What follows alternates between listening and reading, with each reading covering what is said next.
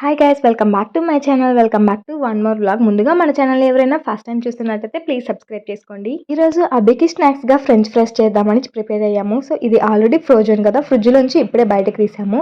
But ఇందులో మాకు మసాలాలు ఇవ్వలేదు. ముందు మేము తెచ్చుకున్న ప్యాకెట్ లో 2 మసాలా ప్యాకెట్స్ మిగిలిపోయాయి. అవి ఎత్తి పెట్టి ఇప్పుడు యూస్ చేస్తున్నాను. అభిని తనే ప్రిపేర్ చేస్తాను అని అక్కడ కూర్చున్నాడు. ఫ్రోజన్ ఫుడ్ కదా, సో వేడి ఆయిల్ లో వేయగానే ఆయిల్ మొత్తం చిటపటలాడుతూ స్ప్రెడ్ అవుతుంది. అభి మీద పడుతుందేమోనని నేనే చేశాను. బట్ అభి సాటిస్ఫాక్షన్ కోసం ఒక్క ఫ్రెంచ్ ఫ్రై మాత్రమే అభిని వేయనిచ్చాను. వీటిని చేసేటప్పుడు నిజంగానే కేర్ఫుల్ గా ఉండాలి. అంత గడ్డ కట్టినవి ఒక్కసారిగా ఆయిల్ వేయంగానే చిటపటలాడుతూ ఆయిల్ స్ప్రెడ్ అవుతుంది. ఇలా కొన్ని అయ్యాయో లేదో అభి అప్పుడే టేస్ట్ చేస్తాను అని చెప్పి ఒకటి తీసుకొని తింటూ ఉన్నాడు. అన్ని ఇలా గోల్డెన్ బ్రౌన్ కలర్ లోకి వచ్చేలాగా మంచిగా ఫ్రై చేసుకోవాలి. టేస్ట్ నిజంగా బాగుంది. ఊరికే వాళ్ళు ఇచ్చిన ప్యాక్ ని అలా ఫ్రై చేసుకొని తింటే అంత టేస్టీగా అనిపించవు, కొద్దిగా చప్పగా అనిపిస్తాయి. పైన సాల్ట్, చిల్లీ పౌడర్ ఇలా యాడ్ చేసుకోవాలి. బట్ నా దగ్గర ఆల్రెడీ మసాలా ప్యాకెట్స్ ఉన్నాయి కాబట్టి నేను అవి వేసి మంచిగా స్ప్రెడ్ చేసుకున్నాను ఫ్రెంచ్ ఫ్రైస్ కి మొత్తం ఆ మసాలా పడేలాగా.